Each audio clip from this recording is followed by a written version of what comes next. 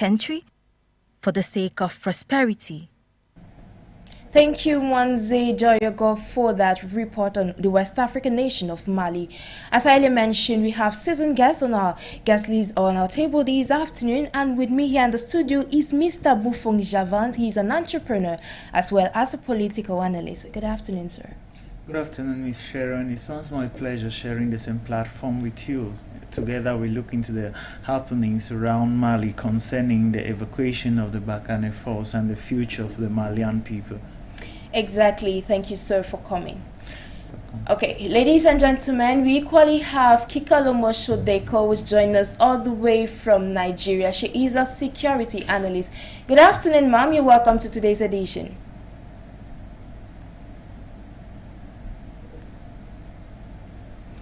Good afternoon, Ms. Kikelomo. Can you get us? Yes, I can hear you. Can you hear me? Yeah, I can get you 5 on 5. Thank you immensely for joining us on today's edition of Voice It. Sure. Let's discuss. Okay. Shortly, we shall be welcoming Mr. Nji Lucas, who is, of course, a human rights activist as well as a political analyst. And all our guests we shall be discussing today, of course, there's a very pertinent issue, which is Mali, with the force BARKHANE that left the West African nation after 9 years of existence. So I would like to kick off with you, Mr. Mbofung. What evaluation do you make of French forces' withdrawal from Mali, given the country's effort to eradicate foreign influence? Absolutely. I think every African that is looking at the situation in Mali now have a perfect understanding that the French forces had long overstayed their welcome in Mali as per the Malian people, because over the years since the government of Assimi Goïta took over from the government of the former president of Mali, they had been looking forward to cut off ties with France. Initially, when they were taking over, they had a sole priority, one thing, which was to prioritize the interests of the Malian citizens. They could have as well continued working with France if they discovered that the interests of the Malian citizens was a priority to the French people. But rather, the government of Assimi Goïta discovered, or they understood that France had a sole responsibility in France, which was not which was not protecting the interests of the Malian people, but rather it was for economic benefits that satisfied the needs of France. So they decided to stop their operations with the people of France. And let me say here that we know that with the advent of the jihadist group that tried to take a part of Mali, northern Mali, they started with the Operation Cheval, which they later on changed it to the BARKHANE force. France would actually not invest so much in a force like that to safeguard an African territory without specific interest, which I think that it could have continued if the interest was mutually beneficial. But when they discovered that it was not a mutual beneficial relationship, they had to cut it over. So I think that Mali cutting off their relationship completely with France and finally evacuating, or the French government finally pulling out the BARKHANE force, has actually called the people of Mali to put on an effective defense mechanism against their territory, because they have to also understand that terrorism is nothing, it don't just come about. There is also state-sponsored terrorism, and as far as the interest of a superpower is threatened in another country and they have to pull their force, there is a higher tendency that there will still be state-sponsored terrorism by one of the parties, which of course is a party that the interest is being threatened. So I think that the Malian people should take the bull by the horn, defend their territory, raise up armies, sign affiliations that will benefit them more, and protect the interests of the Malian people. Thank you. Thank you too. Over to you, Ms. Kikelomo, you're a security expert. What evaluation do you make of this withdrawal of French forces from Malian soil? There's really no evaluation. I think Assimi's government has been clear. They don't want any foreign intervention of any kind, either military or civilian. So whatever decision that they are making, they are the ones that are seeing why they're making that decision. But one thing I always say is vacuum is going to be problematic. So they need to figure out how to fill that vacuum that BARKHANE has been doing in the tri-state area between Burkina, Niger, and Mali. So they need to figure out how to handle that area, because that's the influx of where terrorists are moving in and out of the country. So it is one thing to totally cut ties with France, of course, that's their decision, but it's another thing to actually be prepared for that movement of soldiers out of that space. So that's basically it, because there's really no other way to rate it. It's just the government has to figure out how to fill up that void to make sure that the influx of jihadists and terrorists are not, transitioning through that same area that the BARKHANE forces have been deployed to for a very, very long time. So I think that's just the assessment based on that. The assessment is clear. If now that the French military are moving out, or they've fully moved out now, so what has the military government put in place to fill up that void? Where are the soldiers on ground to fill up that void? And so that's basically it, because one thing I can say is I don't think the military, that is the Malian military, have the capacity to extend themselves that far into the country, because it means that it will leave some of the flanks of the country open, considering also that they are also running the government and at the same time running the security. It's not going to be an easy task for them to do. So they need to figure out how to fill that void. And I will say that it's a very, very wrong decision to bring in mercenaries rather than country soldiers. I'm sorry, I know Africans might want to disagree with me, but what is the essence of a mercenary in a country? Thus far, the Russian mercenaries that they brought in, the Wagner group, have not been able to do anything. They're still trying to build their camp in Bamako, and so it's not. I don't think that's a viable outlet. What they can do is actually, I think the president of Senegal is planning on that. All Africans should figure out how to help Mali through this. If ECOWAS is going to put in sanctions in place to make sure that they return to civilian rule, the other thing that the ECOWAS can do is figure out how they can deploy African soldiers,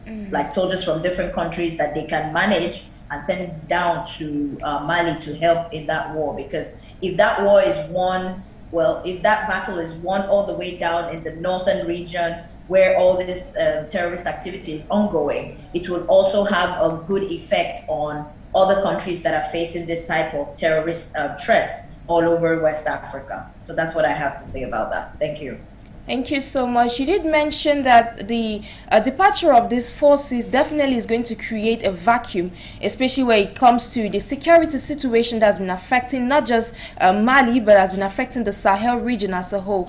So what impact do you think is going to have on these West African countries, given that, as you earlier mentioned, they have to focus more on the transitional government rather than returning the country to civilian rule, not the insecurity impasse in the Sahel? Yeah, the thing is this. So already, due to that lax, immediately, everything is like an inward implosion. So we had the issue all the way in Chad, and immediately, not long afterwards, we had the issue, or I think it's vice versa. I'm mixing it up now. We had the issue in Chad, and at the same time, we had the issue in Mali. And one thing I can state is immediately there is any sort of unrest in a country, the terrorists take advantage of that unrest, because at that moment, people are not fighting on the security levels of that country. They are more concentrated on the government. They are more interested in who is holding government, politics, and all those things. And those things take eyes away from the things that are more important, and that is the securing of lives and properties of Africans. So immediately there is a lax, immediately there is an uprising of any kind. Terrorists take advantage of that, of that restive situation and expand. And what I can say is that due to this back and forth with the ECOWAS and all that is happening in different African countries, the terrorists have taken advantage and have spread farther than they could have years back. So 2 years back, before the whole protests, demanding an end to the government of IBK.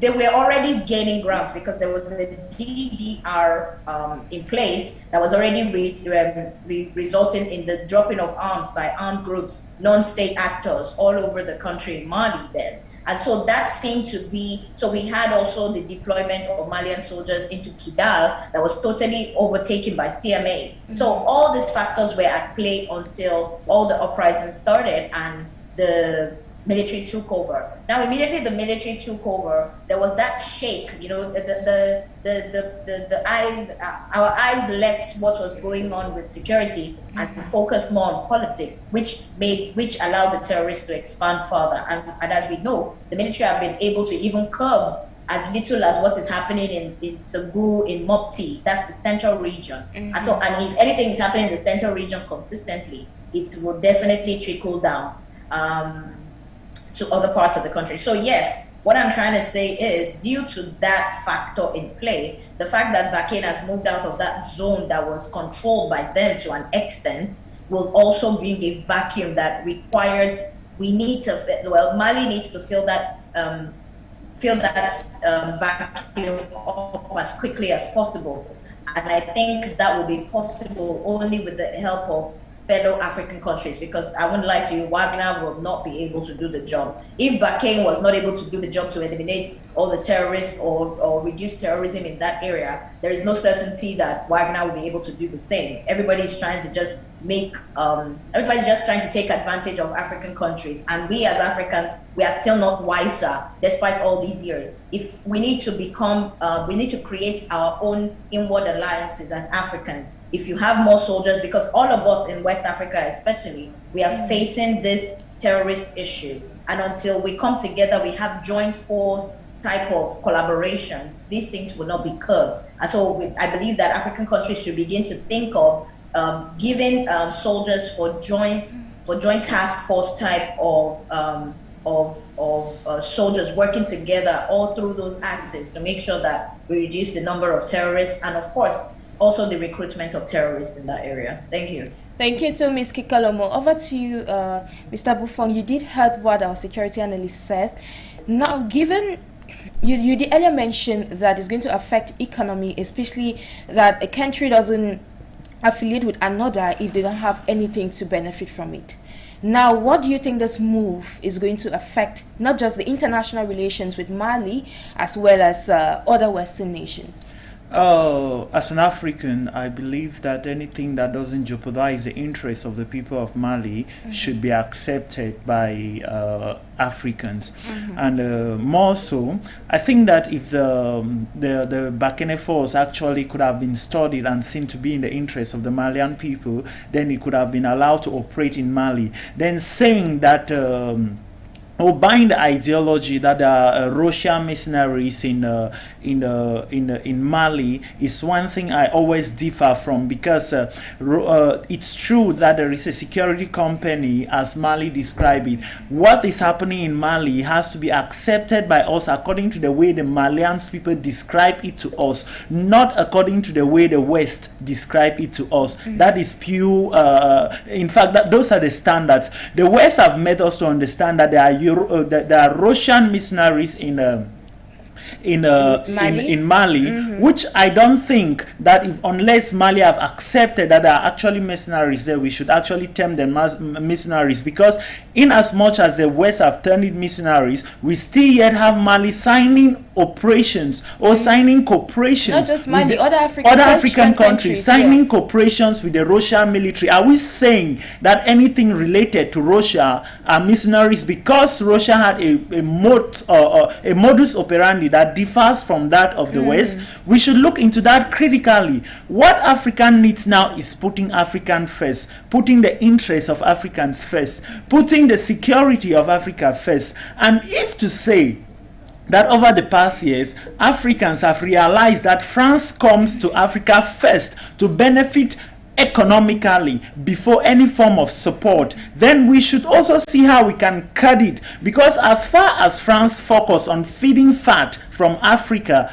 Africa will never advance. It is unwise to even think that France will invest about 600 million euro per year to fund a movement that they are not gaining far much from. Then I earlier stated a point that there is state-sponsored terrorism. The terrorism in Africa, or specifically around the areas dominated by France, where is it coming from? Is it a group of rebellious citizens that is going against the state? Of course not. If it was a group of rebellious citizens going against the state, they could have stated their point clearly, but it's a group of people trying to reclaim the land. And when they reclaim the land, why do they want to reclaim the land? They are trying to reclaim the land to establish ties that will benefit them. Can we not also reason it from a point that it's possible that they are sponsored to take over the land, then give the authority, or give maybe a particular part of the resources, or the resources in its entirety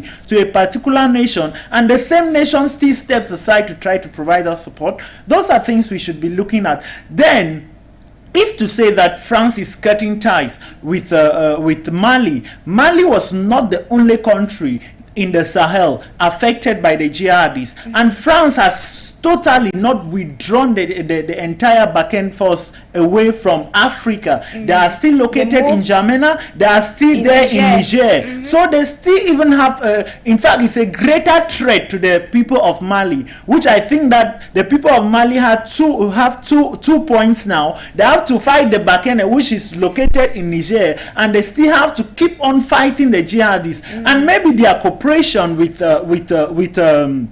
with Russia can help fight it. Why the African Union or other blocs can be seeing how to support. Kikelomo did mention can be supporting them. Absolutely. Why ECOWAS and the African Union in general can be trying to support to see how they can combat it. But now it is a call for the Malian people to understand that they have two enemies, because chasing France away, France is not a dog that bites and blows. France is that kind of a person. If you people cut ties, they see you like an enemy and they treat you like one. Mali should understand that they have now an official enemy, which is France, and they have a second enemy, which is the jihadist group, which to date Africa has not been able to point the source where they are coming from, which makes it more difficult to combat it, because if we actually identify it where they are coming from by the root, we can be able to sort it out. But if we cannot, it becomes impossible. So the people of Mali have to man up. If their cooperation with Russia is beneficial, good and fine, but if it is not beneficial, I think that they need to modernize it to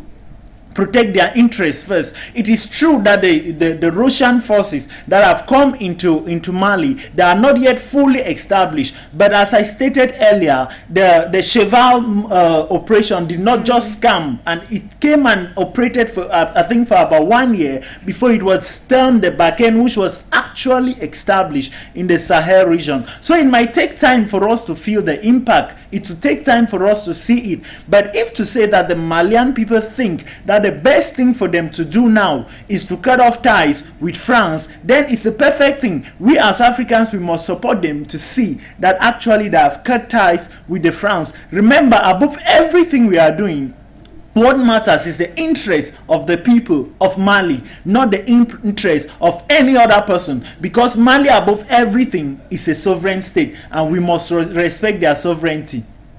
Thank you so much for that elaborate contribution.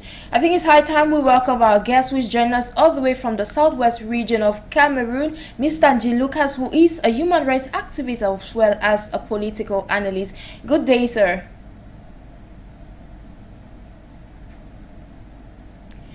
Mr. Nji Lucas, if you can get us, good afternoon. You're welcome to today's edition. Good afternoon. I think you can hear me better now. Yes. Thank you for joining us. Okay, you have listened to the other co-panelists and their contribution. I would like to ask you, as a human rights activist as well as a political analyst, what do you think is the cause, the root cause of jihadist attacks as well as insecurity, not just in Mali, in the Sahel, but the African continent as a whole? You know, this is an age-old problem, and to begin with, we all know that insecurity is resulting from the mismanagement of what is said to be for an entire nation by a few, which causes the minority to rise up, and before you realize it, that particular area becomes ungovernable. So I think if we are able to establish the cause of insecurity, then we will be there to solve the problem. Now, we may want to be asking questions, who takes advantage of such insecurity? As we all know, because of the mismanagement of most African nations, their head of states and the government in place, it gives a few people reasons to feel that they are not included. And when that happens, they start looking for ways to see how they themselves can manage themselves within those particular areas. And what will happen at the end of the day is that because of that particular vacuum which is being created of need and want, some persons take advantage of it. And in most cases, we have seen that France has taken absolute advantage of this. And most of the insecurity we have in the Sahel regions and in all the French former countries or former French colonies, they are resulting from this. So I think it's very easy for us to understand these things. And once we have established this, then we can now look into it. How do we manage this? How do we solve the problem? Which I think is basically what we need, because the bottom line is this: insecurity is caused by the gross mismanagement of states and governments and countries, thereby creating a vacuum. And once these people do not have somebody to fill this vacuum from within, they'll have to fill this vacuum from beyond or without. So that is what will happen. Okay, Mr. Nji Lucas, do you think there are any human rights implications? Because insecurity definitely has a lot of consequences, not just on the states, but on the lives of inhabitants living in various nations. So what do you think are the human rights implications? Now, of course, within such cases, what we need to establish, which is the fact, is that it is the violation of the people's rights to the particular plight that they have. For example, we are talking about the insecurity in Africa and what is happening within these particular areas. You realize that these are areas that has so much of what the country depends on. And because of the exclusion of these persons within this particular benefit, this comes in to pour in what we find today as insecurity. So it is, first of all, the violation of the people's rights, which is in place, and you also have the abuse of power, which takes place at the end of the day. So I think the major problem within African continent is the issue of Africans still believing that the Westerners have solutions to their problem.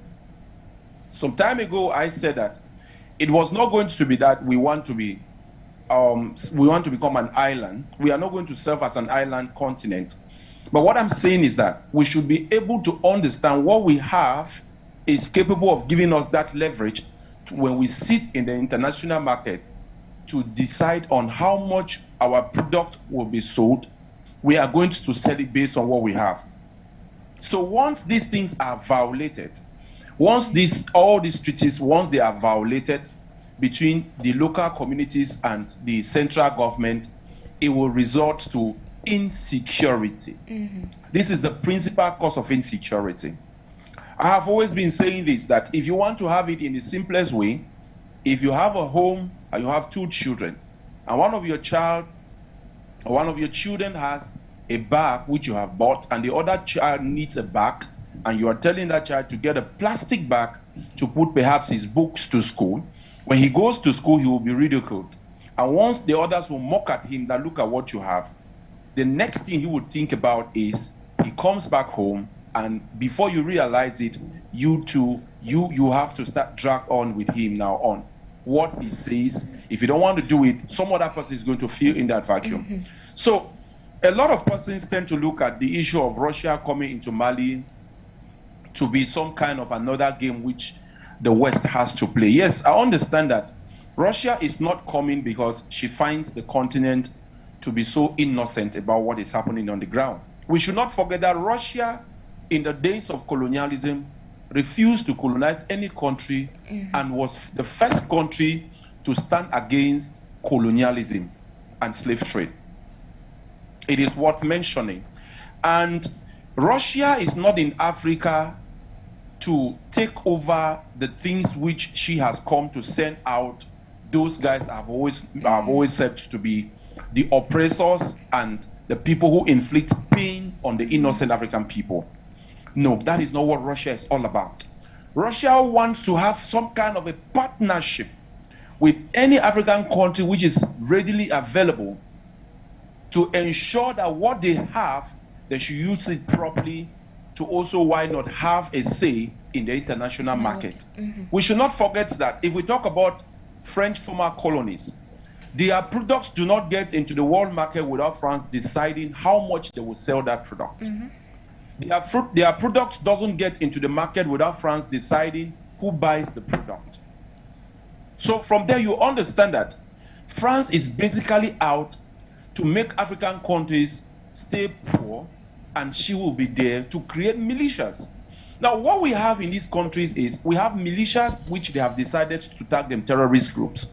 Don't forget that they are the first persons to give names to these groups. This is what we need to know. And because of these groups they have created, once they realize that a particular group is falling out with them, they will go behind and call that group a terrorist group. And before you realize it, at the end of the day, you start fighting yourselves. So I think it is time for African governments to understand that since they have decided to make profit for themselves without putting the people they govern first, these people will always have this vacuum, and France is always very willing to fill this vacuum. My brother in the studio there made mention of that France does not play the issue of bite and blow. This is very clear. In the days ahead, we are going to have the insecurity within the area more intense than it was. But I want to say that the decision of the Malians that the French people should leave their country is only a good one. And it is not something that they should regret. I understand that my sister has some worries that we should look at internal African solution. Yes, my first worry, especially when Mali was sanctioned, was why would other countries be sanctioning Mali for a decision they have taken because they want to rebuild their country, which I was totally against what ECOWAS did. But I am glad that ECOWAS is beginning to realize that Mali equally has a very good say, and Mali should be respected. I'll call on the military junta in Mali to why not respect the people, because what we observed recently was that the people came out in support of the junta. So this would tell you that they are tired of the French who are in their country, and they are doing nothing to give them the growth that they deserve. So I will equally not appreciate if the military junta in Mali takes advantage of this and doesn't solve these problems also. So I think it will be a great deal if the military junta in Mali think about the people first. Yes, with issues of insecurity, normally to fight insecurity, where you want to bring peace, it becomes very difficult because it has a higher cost than if you had a normal understanding, which I want to call on my fellow Africans, especially youth in such countries, that it is not picking up of arms that is going to solve this problem, because we will get ourselves more into trouble. And the enemy who is just by the door, the West, especially France, in former French colonies, she is just by the door waiting for every single opportunity to maximize that little gap you have created in such a way that you see her as a god. But I want to say that the military junta is doing quite well, and I support them, and I want to also add to what the Malians have in mind, that they want a better life. The BARKHANE mission is basically what we all wanted to come to an end. We want to see the French troops leave every African country. We want to see the French leave every African country. Recently, we observed that in Cameroon, when Emmanuel Macron came to Cameroon, he was asking already, they were more interested in who is going to succeed President Paul Biya rather than how Cameroonians are faring. So this will tell you already that they already know that some African countries are taking good lessons from what is happening in Mali. They are taking good lessons from what is happening in other African countries where they have decided to sit up. And so they feel that if they do not know the next in line, it will be very difficult for them to solve their problems, because right now they are finding it very difficult to penetrate the people who are already there. Because some of these people, they are now realizing how important it is for us to build together. So I think African countries need to learn from what Mali is doing. But I am not talking about isolationism, because we will not practice that. What we should rather practice is we should be able to speak as equals. My brother there made mention of Mali being a sovereign state. Yes, Mali is a sovereign state, and she ought to be speaking based on her sovereignty. Russia should not equally come in and cause them to inflict more pain on the people. I understand that there was a time when the Russians said, the Kremlin had made a statement that they will not go fighting France. What they will do is that they will simply come to Africa and take back African countries which France has on her grip, and educate them on the need of becoming self-reliant. And at the end of the day, France will crumble. And we are seeing this. And I'll be calling also on Cameroon to why not emulate? I'll call on Chad to emulate. I'll call on Central African Republic to emulate. I'll call on Niger to emulate. I'll call on Senegal to emulate. I'll call on Cote d'Ivoire to emulate. And the list will go on. And I think that will be very great, because this must have solved already that problem which we have. And one other thing which I will not stop without mentioning is African countries, especially the former French colonies, it is time they decide on which currency they want to use. Yes, we learned of what the ECOWAS had in place, and sadly, some persons went to France and tried to rubbish it.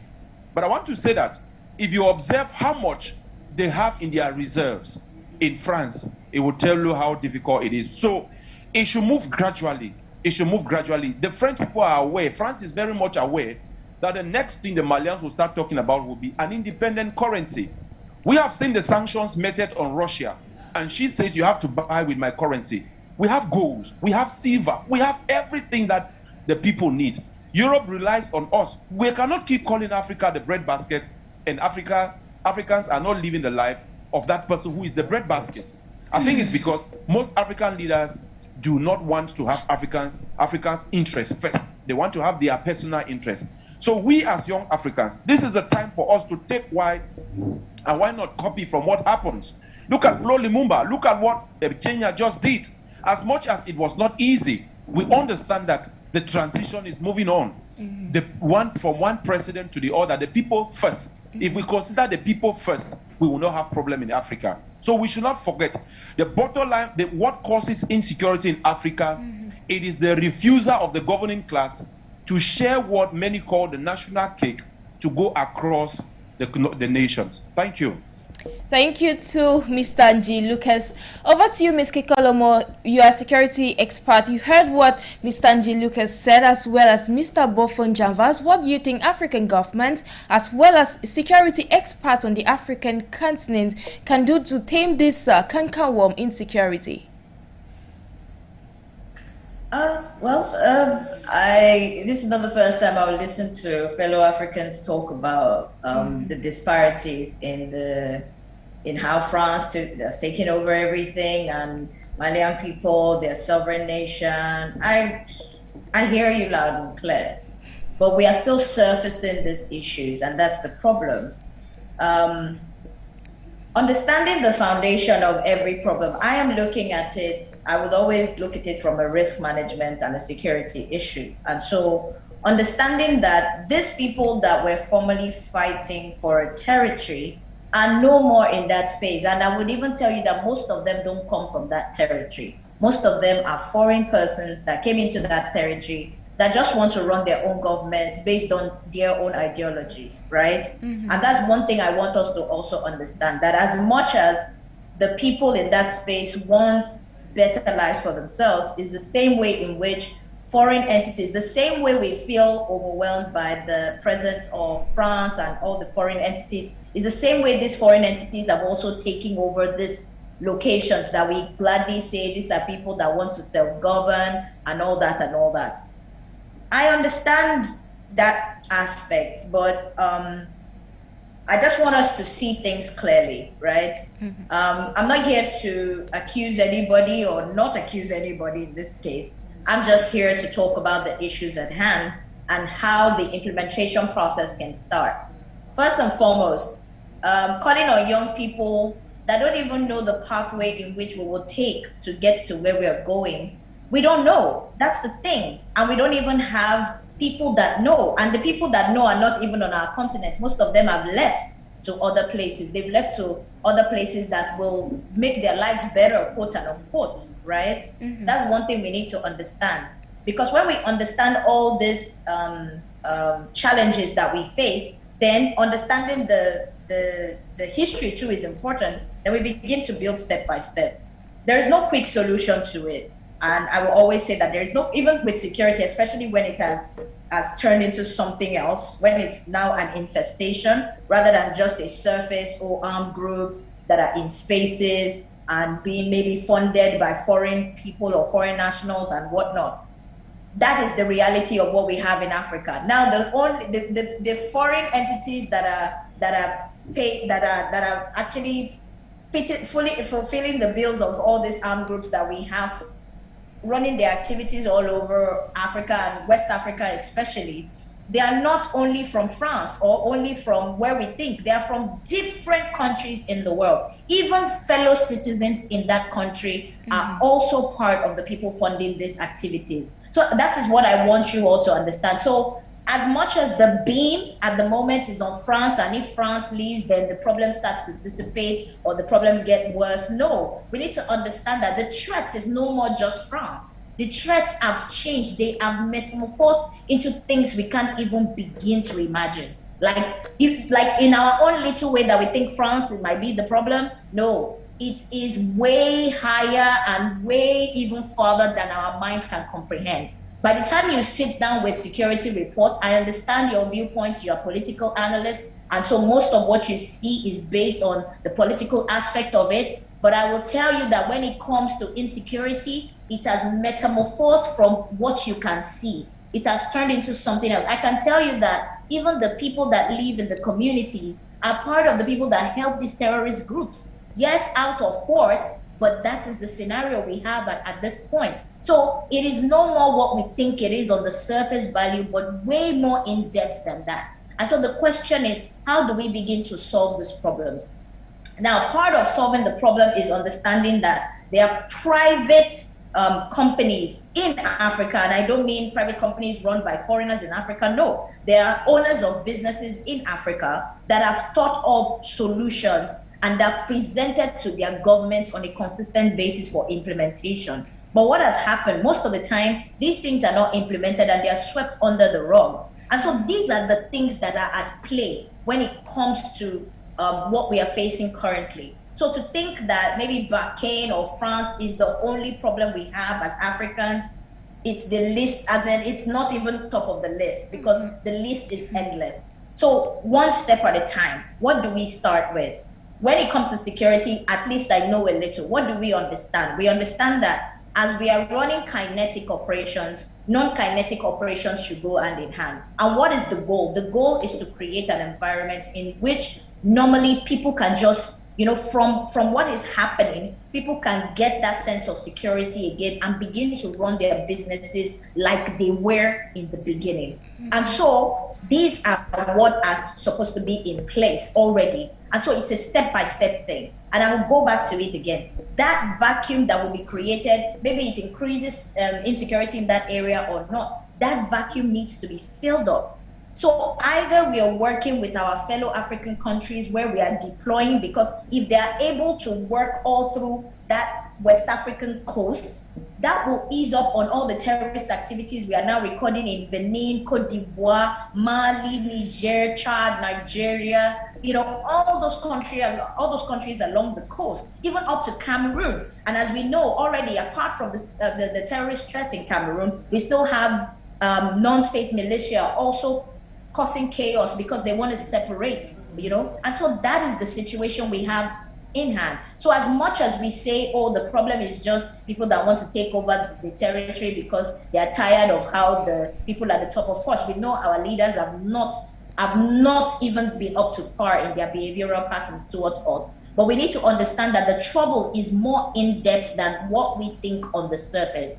Now, going back to the conversation at hand, which is Mali in itself, I will state it again, that vacuum needs to be filled up. And how we need to fill it up is collaboration, joint forces, joint task forces. And at the same time also, as much as we bank on our sovereignty, it's the same way we should also understand that collaboration works. I am a big proponent of collaboration. I believe that if African leaders are really serious about transforming Africa, we will see that in the way we are relating with one another across borders. I can't even travel across borders easily. That in itself is a problem. And so as much as we talk about, this country is sovereign, that country is sovereign, I'm not disputing. But the fact that already we have those little foxes, you know, little foxes here and there, that doesn't allow there to be that collaboration and transition all through our continent, is a problem in itself. So our problem is way more than France. If you kick out France, great idea that you brought that up, and you believe that if you believe that France is the problem, you kick them out, right? And they're out of your country, they're in another country, right? So what are you doing? What's the next step? Are there things in place to fill up that vacuum? Yes or no? That's the question. If it's yes, great. If it's no, then do better. So as much as insecurity is being looked at on a surface level, we need to understand that there are different factors at play. Apart from people wanting their territories to be unoccupied, people are taking advantage of that, and we will see time reveals all, right? When it comes to Mali, I've discussed Mali everywhere, but time always reveals all. And we see how the leaders and the people in charge have been metamorphosing in different ways and in different axes. But I will go back to it. When it comes to security, it is very important for us to know that it is not a one-person battle, and I'm not even interested in any foreign body coming to help us, whatever reason they are coming for. I need us Africans to understand that this fight is ours and ours alone, and until we begin to understand that this fight is ours, we will continually shirk up the responsibility and continually point fingers that these are the people that are at fault for the reason why we are not, you know, evolving. I would always say that, because we are starting late. We were under the colony for a long time, and when they released us, most of the time they didn't even totally release us. Everybody was trying to scramble to figure out who they are. So even we, as each country, we don't know our identities yet. So because we don't know our identities, it makes it very easy for different people to have different ideas about who or what we are. But even we ourselves as Africans, we don't know who we are. So as much as it's good for us to point fingers and say, these are the people that are at fault for all our problems, I also want us to look inward and understand that this insecurity problem is not a surface thing. It is ingrained and deeper. As France is eating us from one side, other foreign nationals are funding terrorist activities on another side, and even our internal country people are also funding. Why? Because selfish interest always trumps the general interest in Africa. Thank you. That was a powerful one there, that the fight is definitely ours. Mr. Mbofung, what advice can you give to African leaders? Actually, before I get into the advice on African leaders, there is one thing I want to emphasize specifically about why many Africans hold France responsible for what is happening in Africa. I'm a Cameroonian, of course. We have seen situations, let me take for example, where they were about to award the contract of the construction of the second bridge on the Uri Bridge, and it was not intended to be given to France. Yes. Another company bidded for it far cheaper than that, but with the intervention of France, they had to give it to France because France did not want to miss that opportunity. We have also seen situations whereby recently, the most recent one being the visit of the French president to Cameroon, Emmanuel Macron, and somebody who is not occupying a state office just for the fact that the person is basically the son of the president, went to grant audience to him. And that according to Cameroonians, that was the same thing his father did to take over power, and now it is something like a pre-introduction to who becomes the next president of Cameroon. If at all he was a state minister, or maybe the prime minister, or maybe an opposition leader, Cameroonians could have understand that France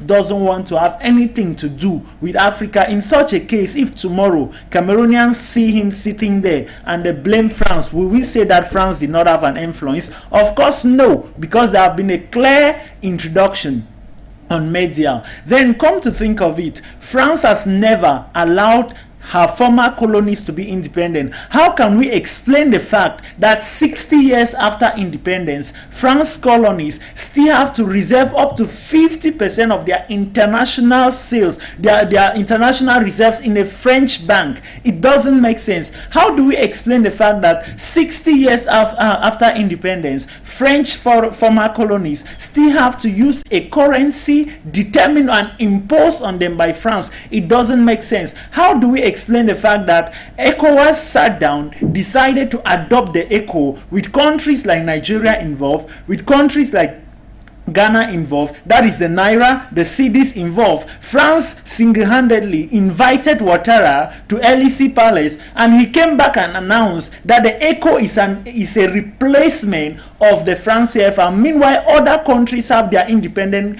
currencies involved. That means France basically doesn't want to let go of these things.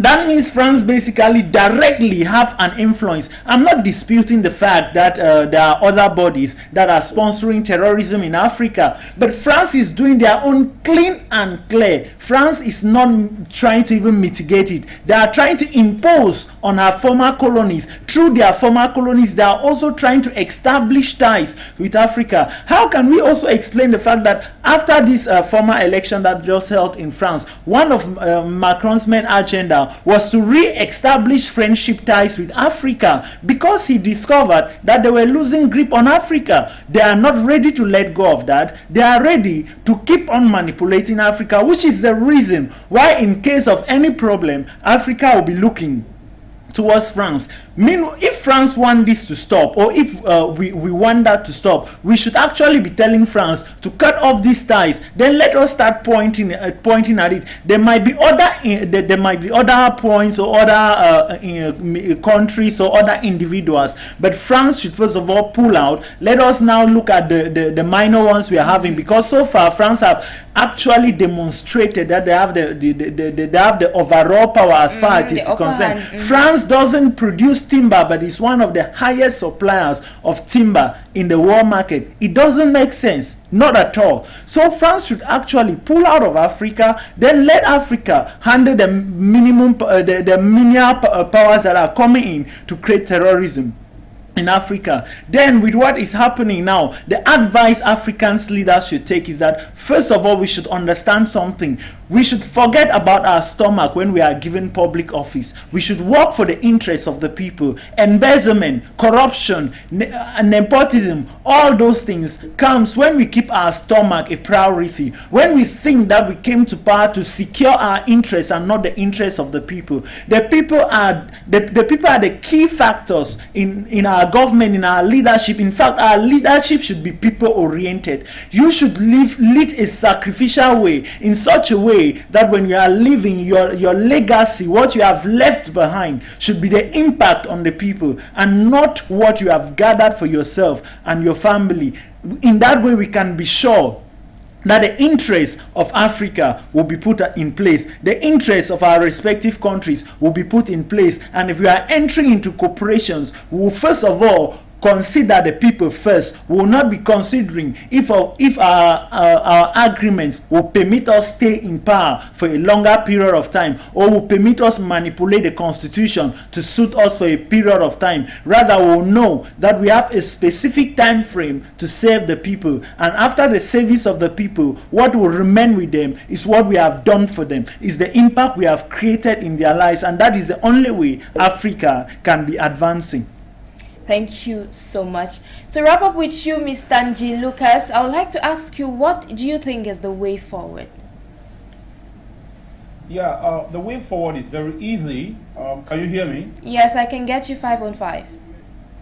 Yeah, I think the way forward is very easy. It's for African leaders to not be too scared, because you know, they are first of all embezzled a lot, and they have put themselves in so much trouble with their citizens than they expected, and this is one of the major problems they are now facing, because they're trying to look at, if I'm not in power, are they going to treat me? Am I going to go and set exile? Are they going to send me off, or things like that? No. We have come to realize that we will not kill our own. We will not take our presidents to give to the hands of the white man to be killed. We will do our best to protect them. We will ensure that they are guided, and we will ensure that what is meant for the people should be for the people. They should not be afraid. I know so many African leaders want to do what is right, and they are kind of stuck because they feel like, okay, if I should do it today, then that will be my end. No. I think what is happening in Burkina Faso, it's a great lesson. What is happening in Côte d'Ivoire, where reconciliation is taking place, it's a great lesson. So I think we, the African youth, I understand that it's very difficult to accept these things, but we shouldn't forget that if we hand over us in the hands of a white man, nothing will still change. So now, away from that, this advice I have for the African leaders: none of these countries are there for you. They are not protecting you. They create a lot of skeletons and put in your cupboard, and you find it very difficult to leave. Sometimes you may want to take a decision that is right. Sometimes you think about taking the right decision, and when you think about that I may be brought to the ICC or the ICJ, you feel it's going to happen. No. If you look at what happens to Omar el-Bashir in Sudan, we have refused. We are not going to hand him over to the ICC. We are not going to send him to the ICJ because they are not competent than we are. We are more humane than they are, because we have observed that for the fact that they would like to manufacture arms, sent to Africa for us to kill ourselves, while you barely see that in their countries, it is already telling you that they don't love you guys. So for African leaders, the African youth, all they need is the assurance. Work on the economy, because that's the biggest problem. It should be inclusive, because once it's not inclusive, the average African youth will see no reason. Like my sister earlier said, that some of these persons who have these ideas, they have moved to the Europe and the Americas, and they are there because they feel like the ideas, can we give it here for some other person to take it? We then accept it. So we are there. We want to work with you African leaders. And just to end with this, it is time for all African youth in the entire continent, home and abroad, it is time for us to build. Our continent is the breadbasket. Let that be real. We should quit moving to the Europe to become DJs, washing plates in restaurants and bars. We should quit moving to Europe to start cleaning streets. We can all do that here. I understand that some of us are pushed because of our leadership. We can all do that. Thank you. Thank you, sir, for taking our time to join us on today's edition. You're welcome. You're welcome. The pleasure is mine, and the pleasure is always mine. I think we have a duty, and I want to appreciate you for the marvelous work you're doing to have African young persons. Over to you. Was very rare. Okay, thank you so much. Over to you, Ms. Kikelomo. Thank you so much for contributing on today's edition of Voice It. I think we lost her there. All the way, we say thank you. Wrap up with you, Mr. Mbofung Javans. Thank you so much. Thank you. Always a pleasure. Ladies and gentlemen, it's on this note, I believe you've learned a lot from today's topic of discussion. I want to say, catch us same time next week Wednesday, when it shall be time for us to talk matters affecting the African continent. I have been Jakes Nabise for presentation, and of course you're on to 4U Media. Stay in company of our programs.